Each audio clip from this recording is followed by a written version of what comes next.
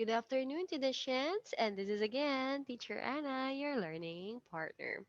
Now, let's have our next lesson. So, last week we have learned about lesson number 9, and it is about the the contemporary economic issues facing the Filipino entrepreneur, which is part of Unit 2, Applied Economics. Now, let's go to Unit number 3, which is entitled The Industry and Environmental Analysis, Business Opportunities and Identification, or Business Opportunities Identification. So, this is the first topic for Unit 3, Lesson 10, Principles in Creating a Business. So, maybe all of us are really expecting or even thinking to have their own business. So this lesson is very important for you or very relevant for you. So let's go. So at the end of the lesson, guys, you are expected to first discuss the different principles uh, in creating business. Second, explain the SWOT techniques and know the different steps in decision making. Now let's go. Let's try to know more about the principles in creating business. So, almost all of us have our dream business, and sometimes it is a uniquely genius. We really want to have a good profit, well, not just big, but also good profit. So, we also aim a good result so that we can enjoy life. And then we need to know more about project lost. So, unsa nga project ang naa siya possibility to have lost. So we also have integrity, love through this business. So unsay imong passion nga ginabuhat. So maybe that would be your dream business too. And your joy or something that can give you joy, it can also be your business. It can also bring you security. Okay, nga dili na ka mamubre sunod. And then you can also make a difference or a business that can make a difference, just like some businesses who gives shelter and a part of their profit uh, to the poverty line people, or for those people who are a victim of typhoons, fire, and a lot more. So we also want a good outcomes, trust, and it should be fun, and this dream business should be successful. So that is for the idealistic of your dream business. So it should be a uniquely genius. But in the real life or in the real sense, guys, creating a business is never an easy task. So we need to learn a step by step of it, and then we need to learn from the mistake that we can do in building that business. So let's try to have the 10 principles that underline the creation of the most successful small business in the world. So mo ni siya ang napulo ka prinsipyo na ato ang ginasunod kung gusto ta magkaroon og successful small business. So first, guys, is the scalability. So when we say scalability, it is the capability of the system, network, or process to handle growing amount of work. So, mo ni siya ang kakayanan sa ato ang business nga mo padako. Like for example, for our system, if our system is just good for the outcomes of few products, so we need to uh, expand our business kasi medyo mahal na at saka marami na siyang marami ng customers and a lot of people would really love to buy it. So that's why scalability, meron tayong kakayanan na mapa-enlarge, mapa-grow at ma-handle natin yung growing amount of work, growing amount of system, growing amount of network and process of making our product or maybe giving services. So magdepende na sa ato ang business. So dapat natay capacity to accommodate that growth. So okay? So parehas lang sa kasabihan nga uh, nangarap ka mahimong dato, pero kaya ba nimo mahimong dato? Just like that. So, just like in a small business, dapat natay scalability, natay kakayahan nga mo-expand, mo-grow ang ato ang business. Now, let's have the big ideas. For the big ideas, a small business is no more effective than the idea upon which it is built. So, most likely, ang isang business is nagikan sa small idea. Pero, pag mudako na ni siya and it is already being recognized and sometimes katong small idea is naging ano na siya, dili na siya effective. So you need to come up with another idea or even big idea that is more effective than what you are building in the past. Okay? So that's why sa una nga panahon, wala dyan delivery ang uban nga mga restaurant. But now, because of the COVID-19 pandemic, they have a big ideas and they join now sa kuan like Food Panda nga mga delivery and other delivery kana mga delivery nga IPP. So nakikuan na sila, nakig sister company or nakig partner na sila so that dili gyapon malap behind ang ilahang business. So nagyapon customer. So even though it is delivery. Okay? So from the small idea nga mag-open lang karinderiya, naging big idea to come up with a restaurant and from restaurant to online delivery or food delivery. Now, let's go to the systems. So, this is very important, guys. In every business, guys, we naagid na siya ilahang kaugalingong systems. So, you must recognize that a small business is a system in which all parts contribute to the success or failure of the whole. So, kani siya nga system, guys, you need to check and balance it every now and then para makabaluta kung maghatag ba ni siya o mag-contribute ba ni siya og success or failure sa to ang business as a whole. So that's why guys, naging siya yung system no like for example, kung mupalit, diri mo adto kay para magbayad sa cashier and then ang cashier is na siya cash register or naa siya mga APP or computer program nga makatabang sa pag-scale and pagkabalo sa ato ang profit o sa ato ang sales. So that is one of the example of a system.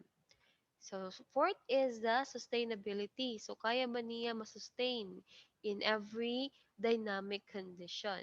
So, always remember, guys, in business, there are some ups and there are some downs. So, kailangan jud kaya nimo masustain ang imong business.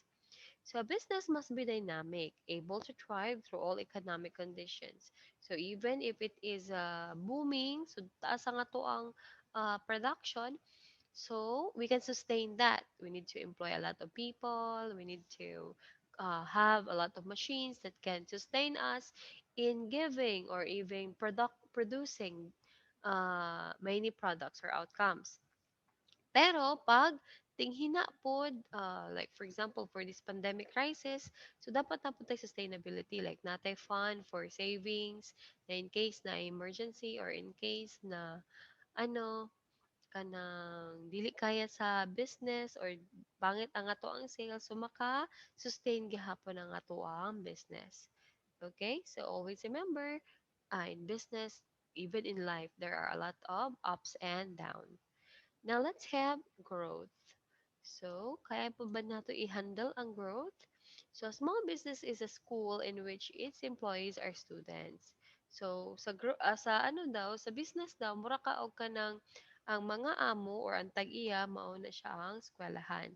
And then ang imong mga empleyado mao na siya imong mga estudyante. So, with the intention nga maka-learn ang imong mga empleyado, so we need to grow. So, naadjud tay dapat ang tag-iya sa isa ka business or ang business owner have the determination to grow. Para kay kani siya nga growth, dili lang ni siya makatabang sa tag-iya sa business, but also to its employee. Makatabang po siya sa itong mga empleyado. Next is the vision. So for the vision, guys, it was meant to exemplify the mission it was intended to fulfill. So when we say vision, it was meant to exemplify.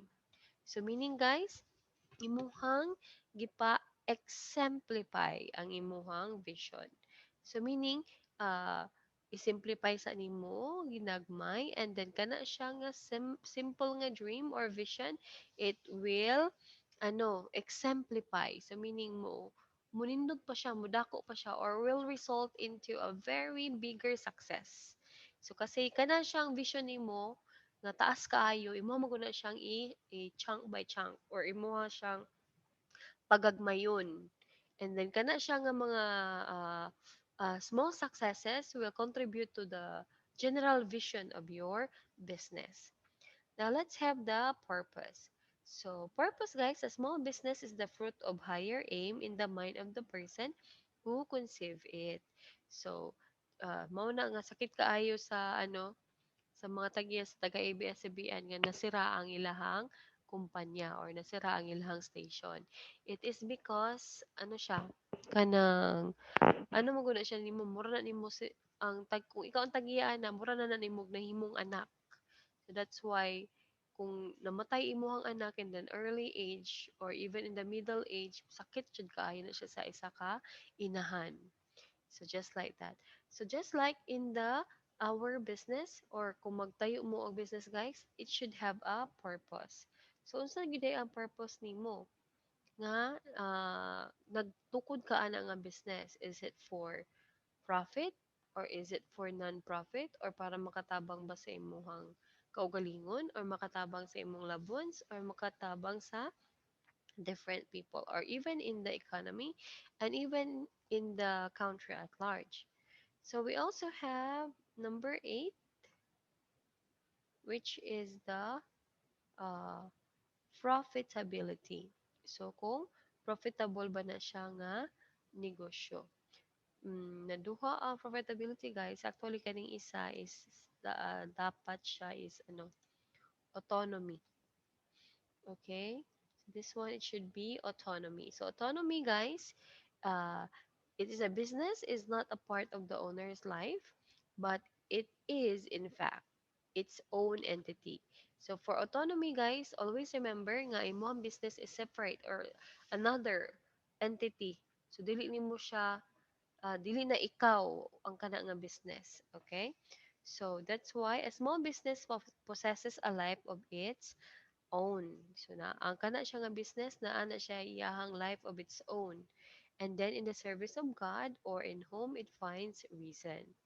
That's why guys, kasagaran jud nga mga kuan nga mga business mga down kasi gihimo man gud nila nga kanang ilaha kanang lifeblood nila sa tanang nga gasto nila is dito tanan kwaon. So wala siya autonomy. So dapat lahi gyud ang business. So lahi siya sa imuha nga kuan, sa imuha nga mga personal na mga bayronon, personal nga mga uh, profit and even personal na imuhang ginatrabaho. So kung kani siya nga business, mura gyapon ka og nagtrabaho ana. So kanang dapat dili tanan nga profit imuhang ibulsa or imuhang igasto for your personal consumption. Dili dapat ang profit makabalo ka nga kana siya is sa business na siya.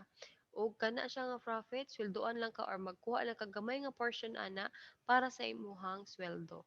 And the rest, dapat ako kay siya ang savings like 60%, 70% of the income or for the of the profit kay para dili ta mapurdoy or dili ma-bankrupt ang ato ang business. So profitability, this is also very important kasi a small business is an economic entity. So economic entity man gud ang matag business nato and then we want to have profit kasi mao man na siya ang blood sa business or life-giving blood. So kung walay profit ay sa ka-business na siya dako nga tendency nga ma-close.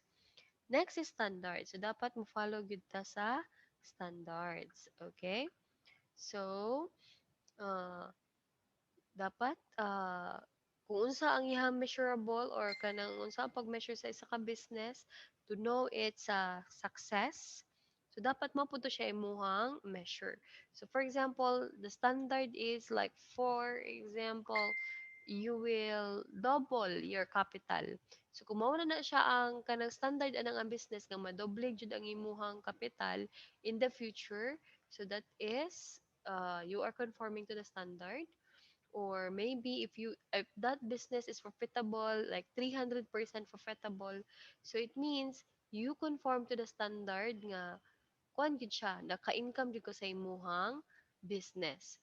So, pero kung imong income is like 10% lang sa imuhang capital, nya pagkahuman dako kay kag expenses, and then sa uban nga kumpanya is dili inana, so meaning kanang dili pa successful ang imuhang business. So, you need to conform with the standard kung unsaon nimo siya pagbaligya, unsa ang pag-market, unsa ang pagkuan para you will have a ground kanang nakay kanang imong basihan para mas mapanindot ang imong income, ang profit sa imong business, and a lot more, even the marketing strategies and a lot more.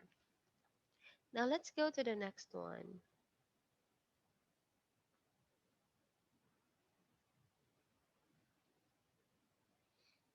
Now let's go to the 7 steps in effective decision making.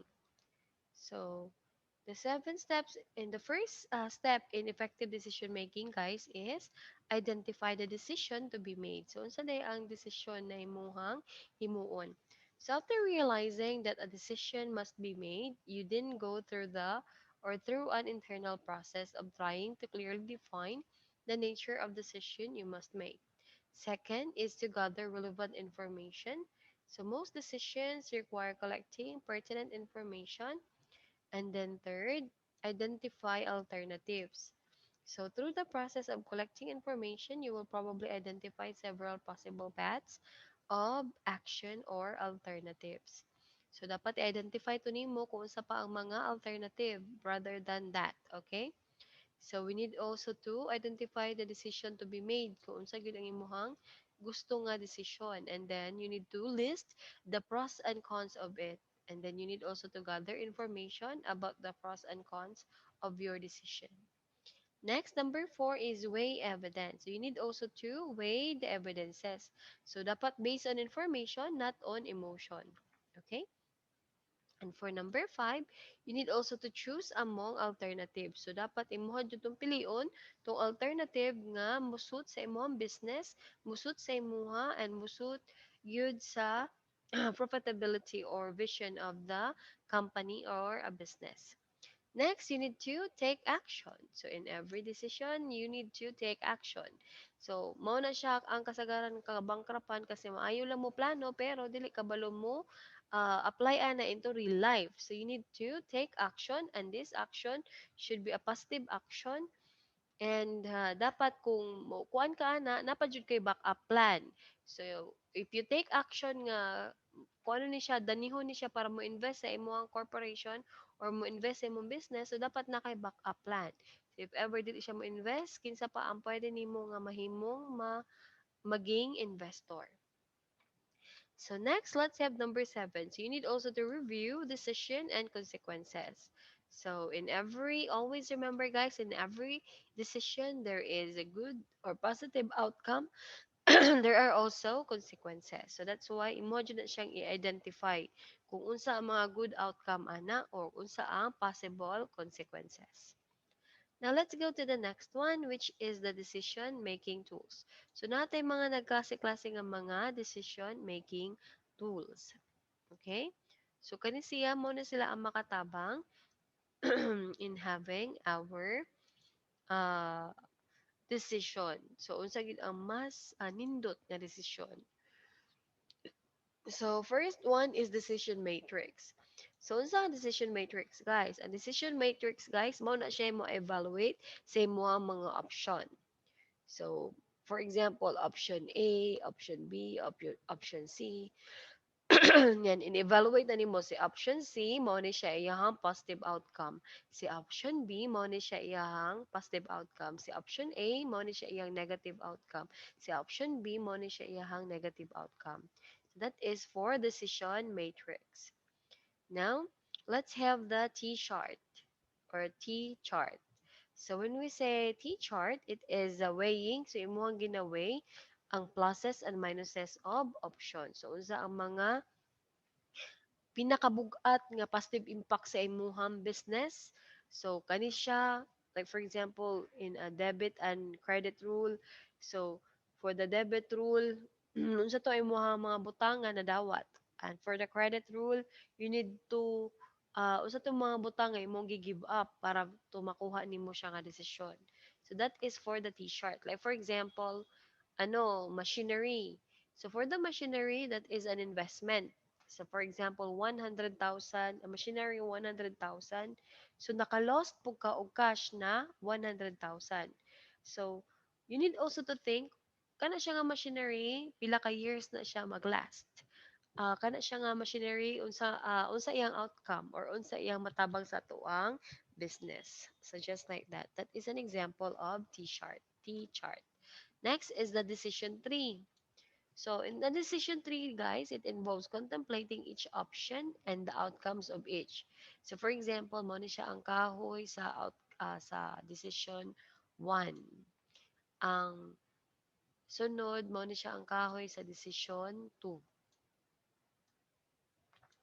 So for the three for the decision 1, you need to put here the outcomes. So unsa ang possible nga may mo outcome. Like for example, first, baka gain ka og profit nga 10%. Makakuha ka ginani, inani, ani. So for the negative pod, imo po na siyang isulat nila. Like for example, you will lost a cash of 100,000. You will na. So imo na siyang isulat nila tanan ang iyang options, and then its outcomes. And for number 2 po, decision number 2 or decision B, so imo po na siyang isulat tira. And then imo na siyang i-weigh kung asa dara nga kahoy or asa nga decision ang mas better. Now, number 4 is multi-voting. So, ginahanglan ni siya or ginagamit gini siya in a corporation, like labi na og kanang corporation nga daghan og tag-iya. So, dili lang siya owned by one, but it is owned by a lot of people. So that's why you need to have multi-voting. So meaning, go ka into that certain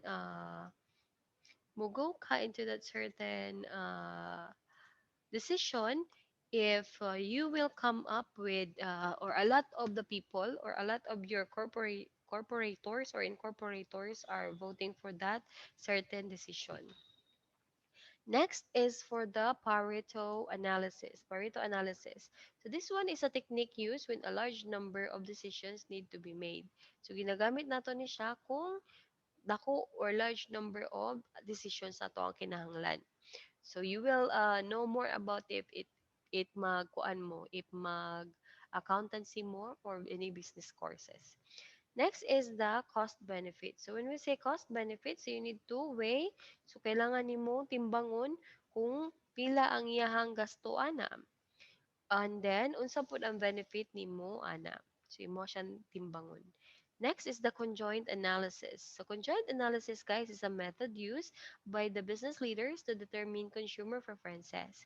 So for example, in a business plan, so you need to use conjoint analysis. Meaning, imuhang una-unaon or imuhang sadihan, imuhang i-research kung unsang gikinahanglan sa mga tao. And then from that, imuha na siyang i-ranking or imuha siyang i-analyze kung pila ka percentage ana nga nahanglan ani ug unsa gyud specific nga mga product ang ilang gikinahanglan.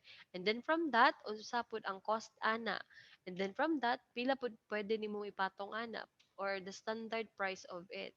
So makabuhat makagdaghan ana or dili. So just like that. That is a conjoint analysis. Now, let's go to the next one.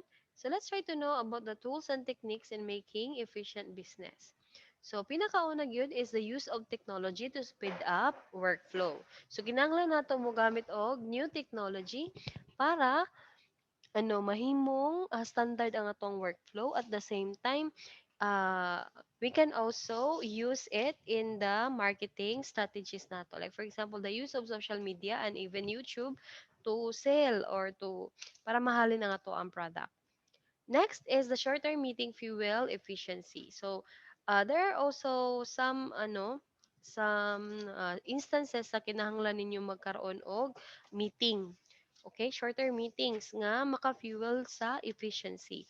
Like for example, you need to work on a certain thing and then kuan kanang wala kabalo ang uban nga kinahanglan day ni diha dayon.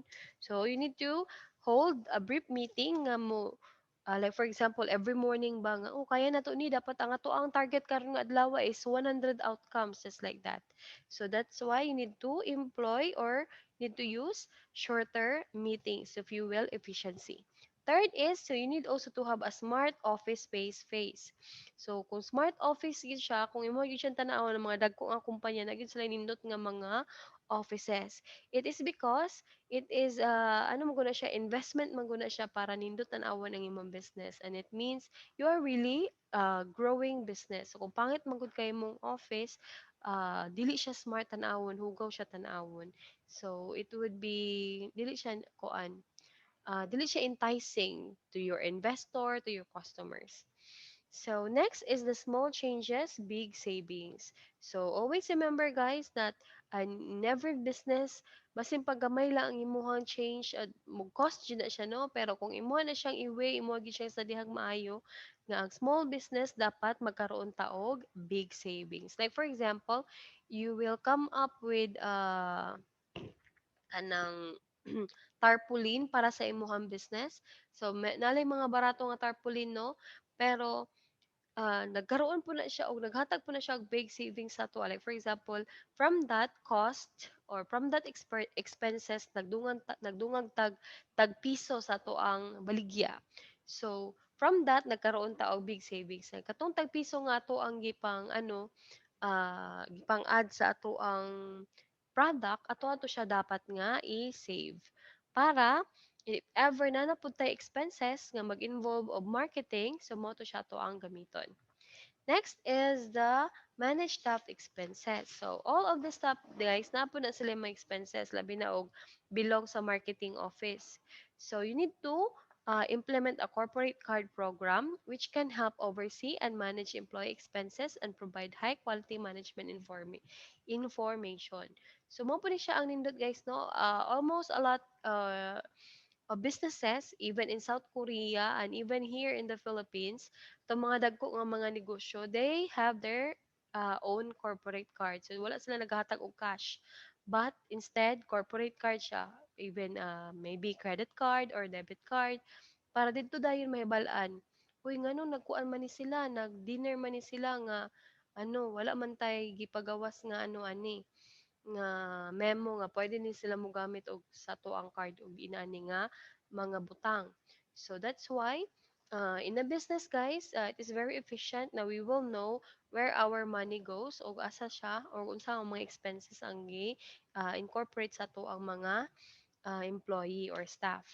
Next, number six is keep a firm grip of cash flow. So, dapat kuan jud ka, ano jud ka ika sa paggamit sa cash because turnover is vanity, profit is sanity, and cash flow is reality.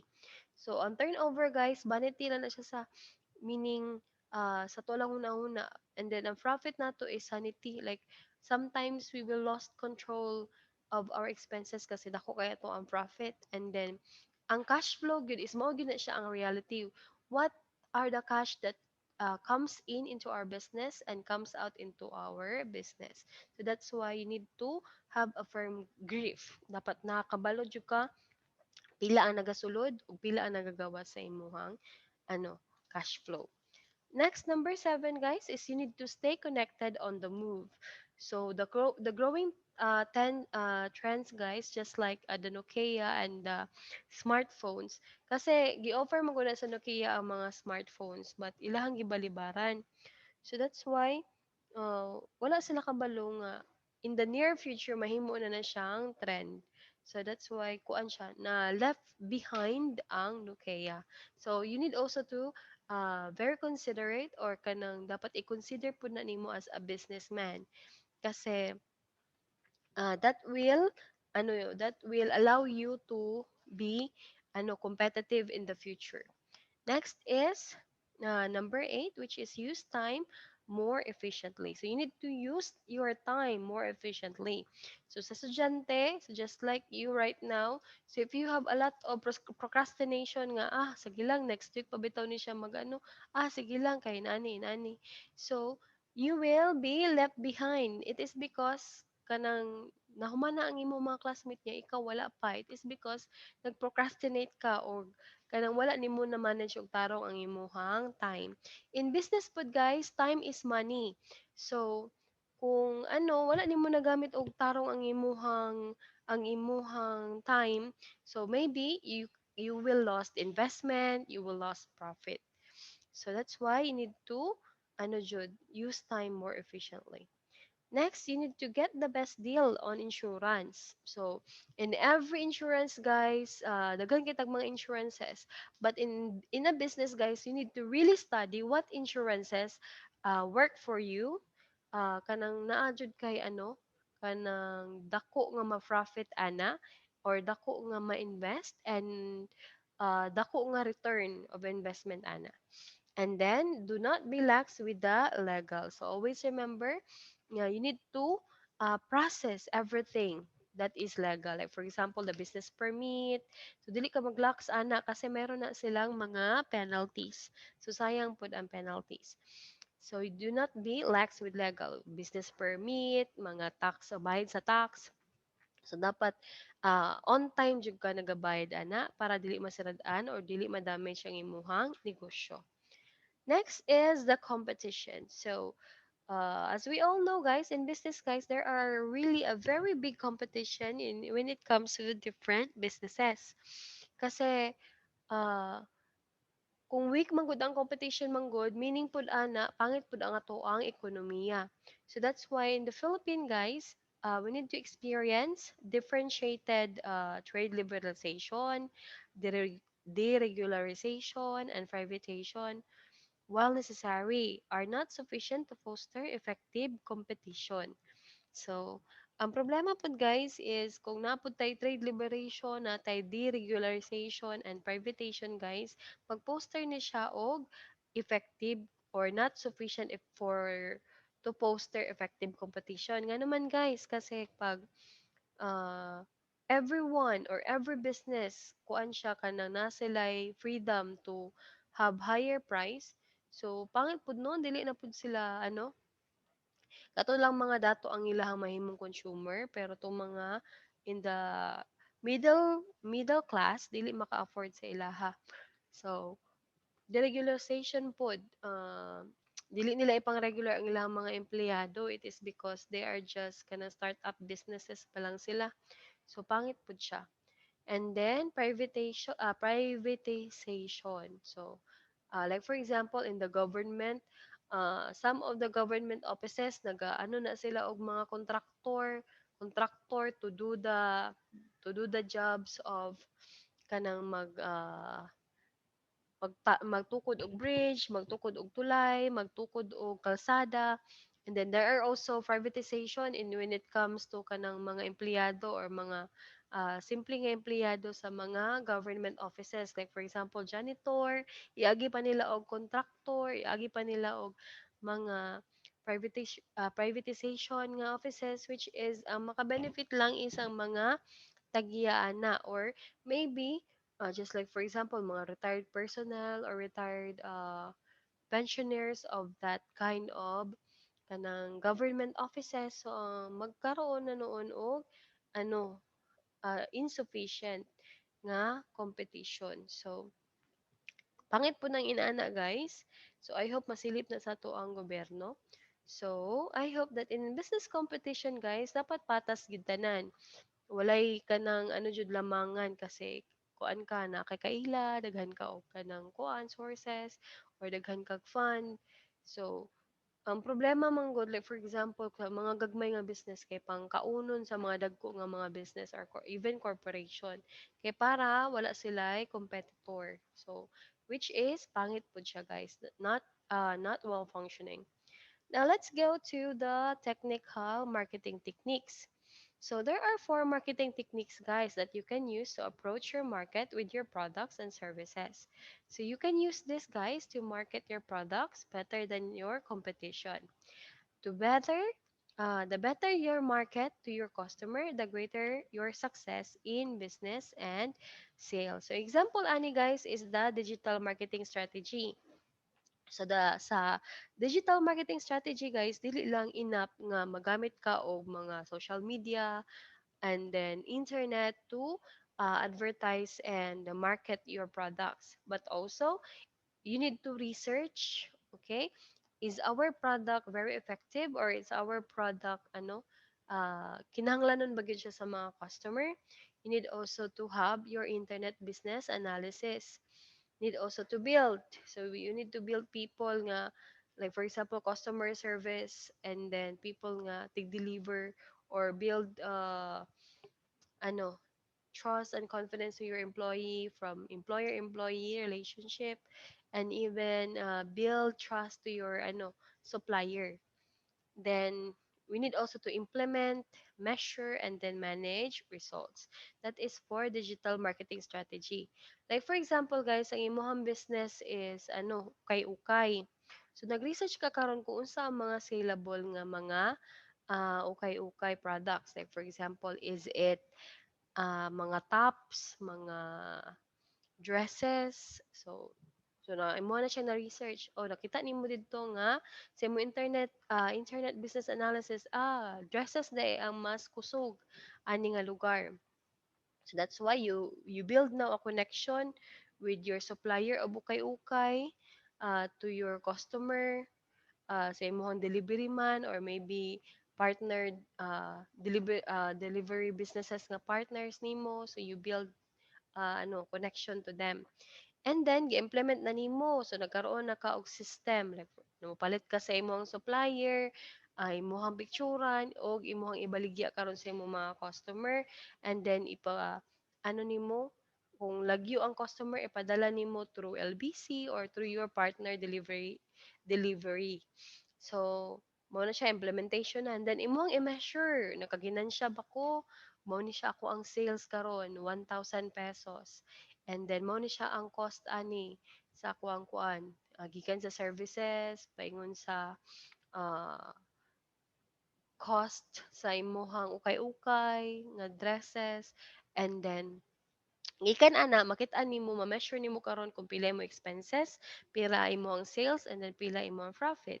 And then you need to manage results. So imo tan-awon dira kung ah, asa ana ang imuhang mas i-improve pa, saan nimo pag-analyze, or saan nimo decide nga mo gamay imuhang cost and then mo dako ang imuhang profit.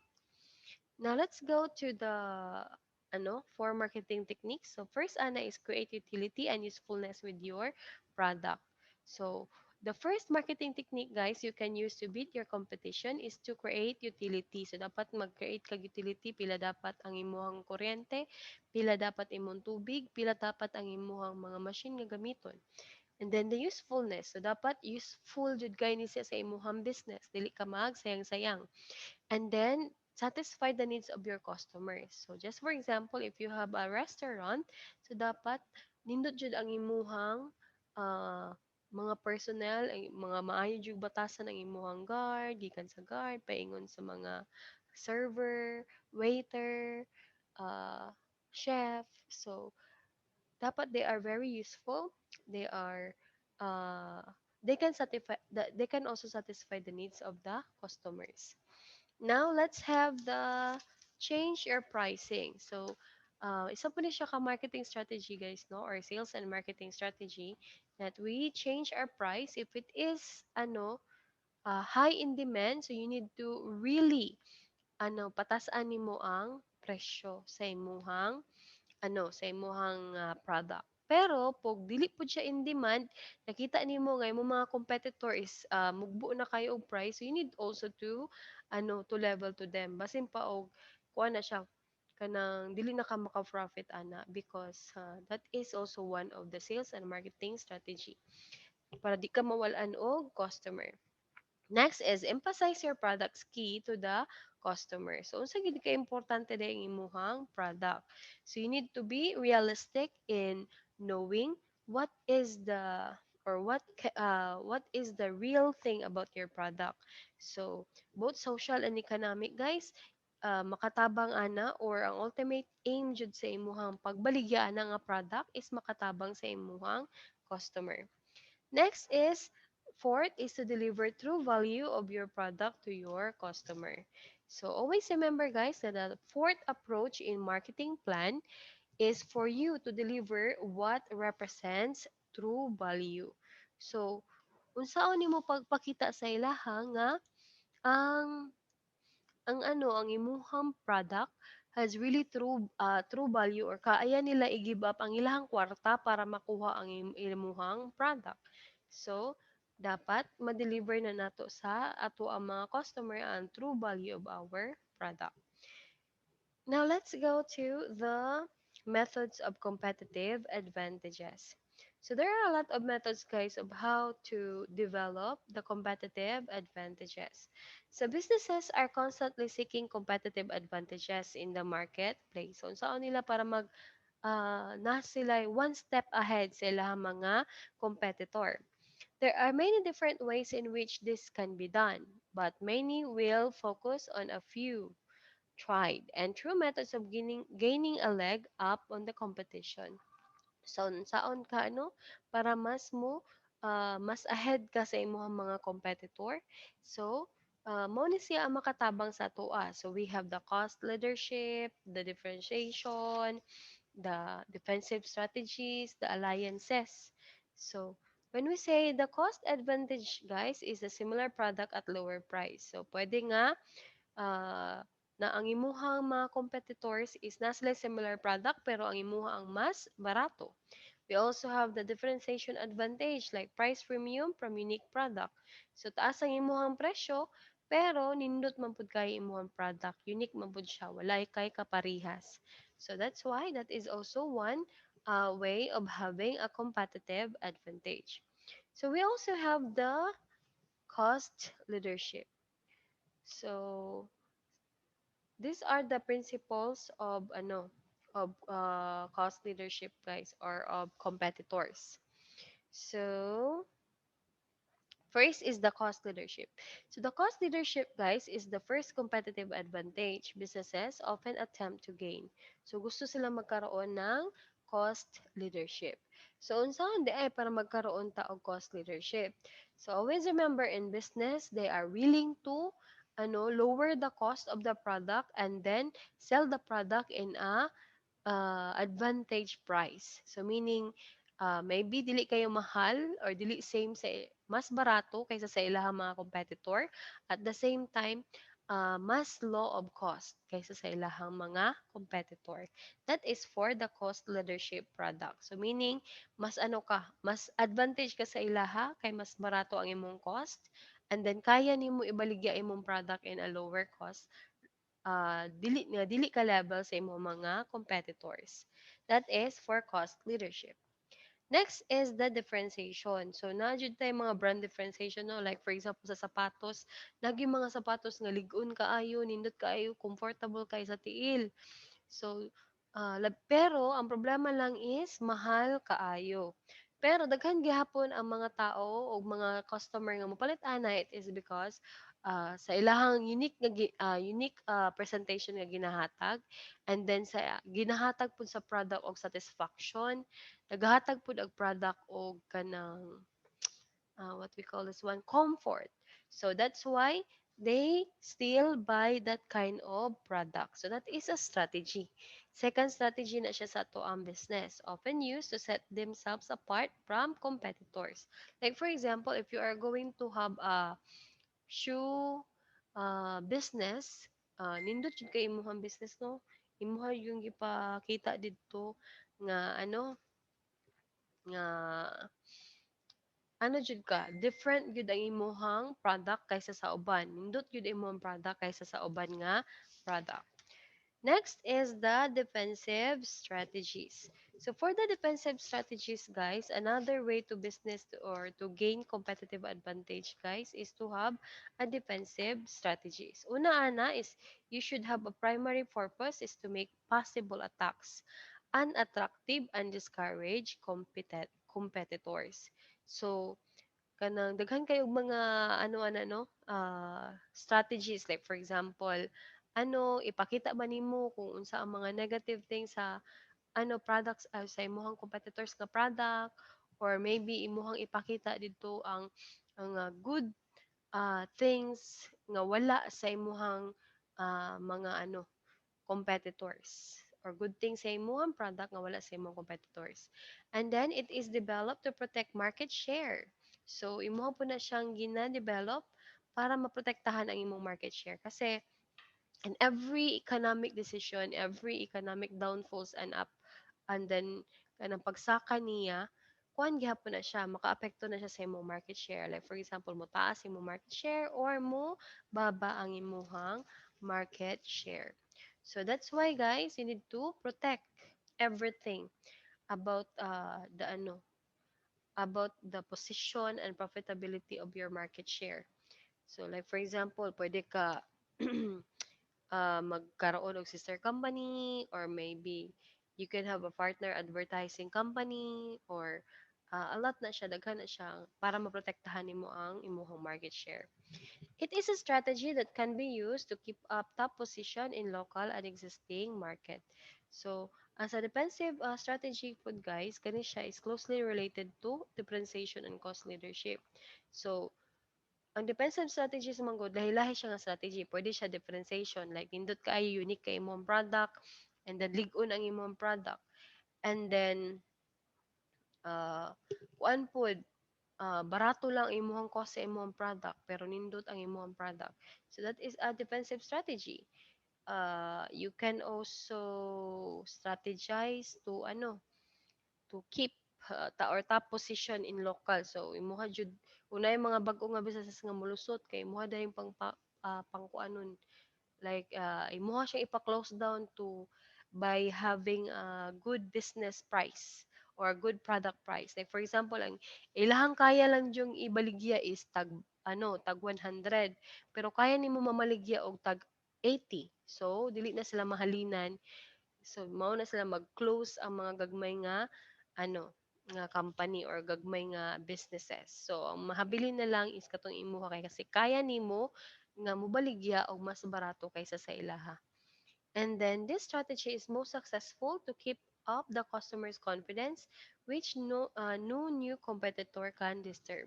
So ang nindot pud ani, guys, kay most likely jud ang makuha nimo ang kung makuha nimo ang customer's confidence nga nindot jud imong product, basin pag kinsa nga mga competitor or new competitor ang naa dira, gyud saligan gihapon ang imong product. So that's why walay makapildi sa imo, or kung naamay ka ng mga competitor nga mo rise up, dali lang pud sila mamatay or dali lang pud mag-close sa ilang business, because you gain almost all of the customer of that local position or local market. Now, we also have alliances. So, this is also very important. So, dili sa tanang panahon, ang imong kalaban karon, kalaban nimo forever. Or maybe, dili po sa tanang panahon, in business, guys, ang imuhang kauban or imong amigo or amiga or even business partner is forever nimo maging business partner. So napod siya chance nga ma-break inyong relationship and even maging competitor mo. So that's why we need also to build positive alliances. So we need to gain businesses or seek strategic alliances with other businesses. That's why nga ang kasagaran na mahitabo is kanang i-marry ilahang anak. Like for example, if kani siya nga company na sila babae nga anak, and then kani nga company is na sila lalaki nga anak, that's why magkaroon og fixed marriage para magkaroon og business alliances, which is nagahitabo gyapon karon, pero dili kayo na siya rampant ka, dili pareha sa una nga panahon. So, pero daghan gyapon og mga butang nga pwede sila mag-collide or mag-alliance. So, in business, have to be careful not to cross the line between alliances and collusion. na like for example dili ka manghilabot ani nga business kasi ang tag-iya ani is kanang gamhanan jud, they have money and power. And then kuan po ni siya sister company ni sila ani, just like that. So dili jud nimo na dapat hilabtan. Then collusion occurs when businesses within the same industry work together to artificially control prices. So magkaroon ta og kanang mga teams o kanang mga alliance nato nga mga company para makontrol ang prices. Then strategic alliances, on the other hand, are more along the lines of joint ventures. So magkaroon tag joint ventures with other businesses. Like for example, uh, nakoy ka ng ano, business nga hotel and then ikaw po na kay business nga school.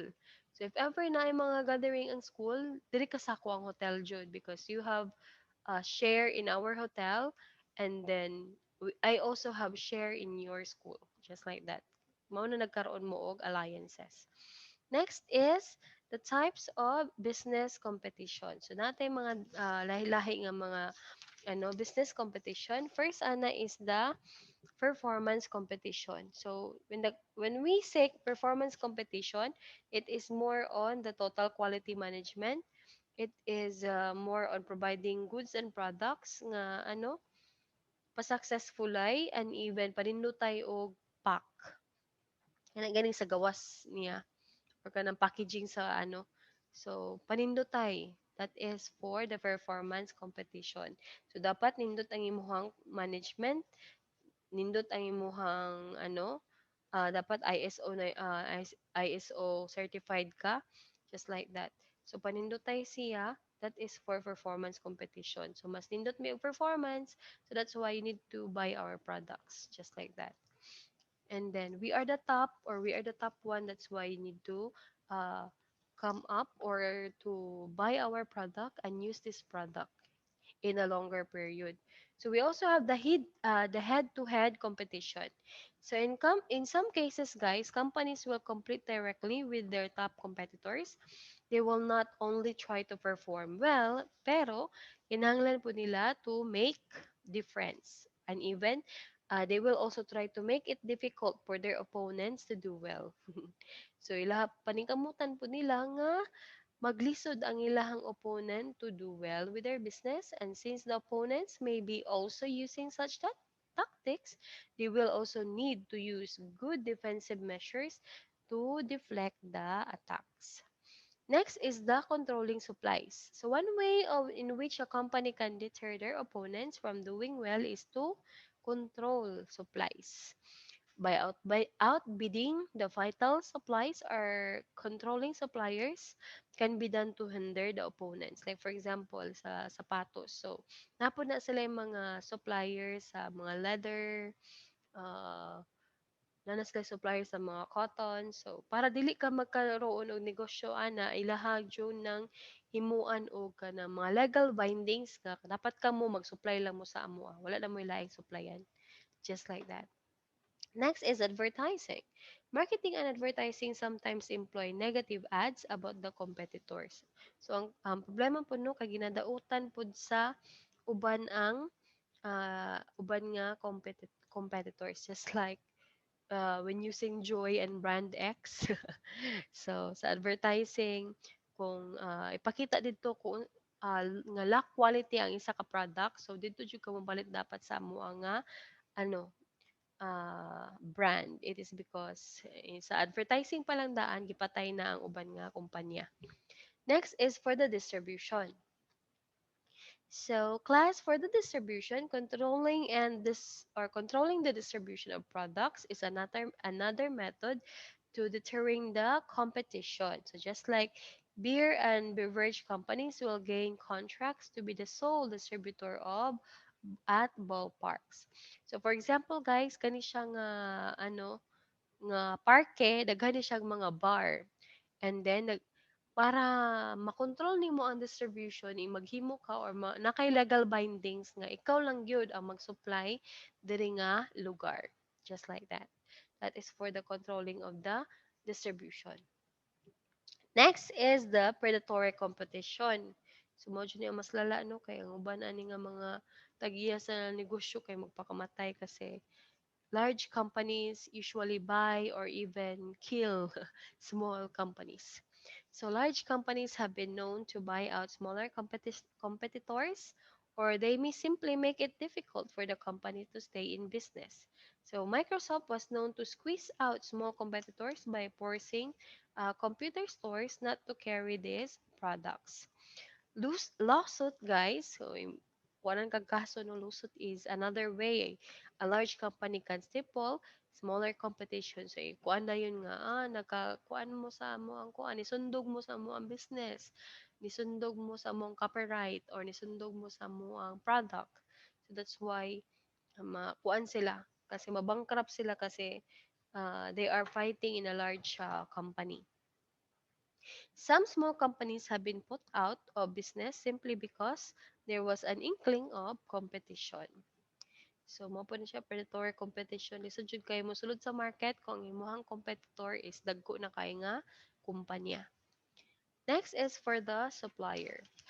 For the supplier, guys, these are the party that supplies goods or services. So, mo na siya ang nag-supply sa imo. Like, for example, kung imuhang business is, fried chicken, so sila ang nag-supply sa imo og ano,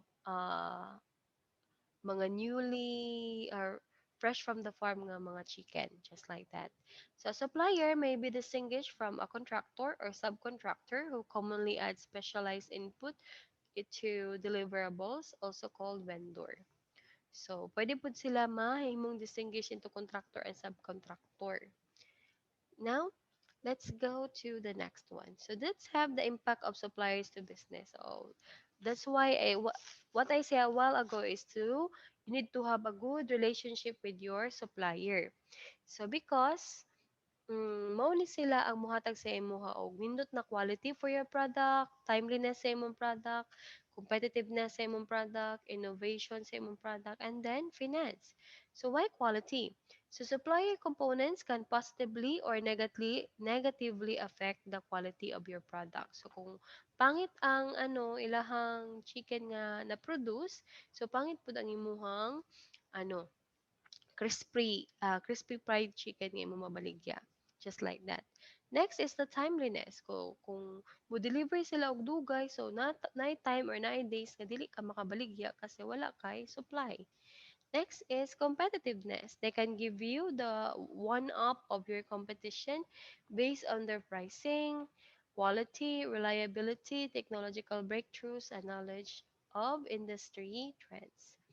Next is innovation. So supplier can make major contributions to your new product development. Like for example, in a restaurant, uh, na sila na-discover or na sila or na ato supplier is naga-supply sila og mga seafoods. So mo introduce sila karon og another seafood nga mas lami nga makatabang sa imuhang restaurant or makatabang sa mga new menu and innovation sa imuhang restaurant.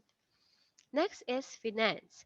So if you've proven to be a considerate, loyal, and paying customer, so just like in the Bularan gani guys, uh, ginatabangan nila ang mga small businesses by building trust. So nakita nila nga mopalit jud siya nya mobayad jud dayon mopalit nya mobayad jud dayon, so karon hatagan na kanila og credit limit. So na naka credit limit, like for example sa unay mohon jud kaya paliton is 10,000, so nakita nila nga good buyer jud ka o good payer, so that's why gi-increase nila into 100,000. So makaproduce na ka karon or makabaligya na ka karon og daghan nga bulad into credit terms. So, bayaran lang nimo after 1 month or 15 days, depende sa imuhang credit terms.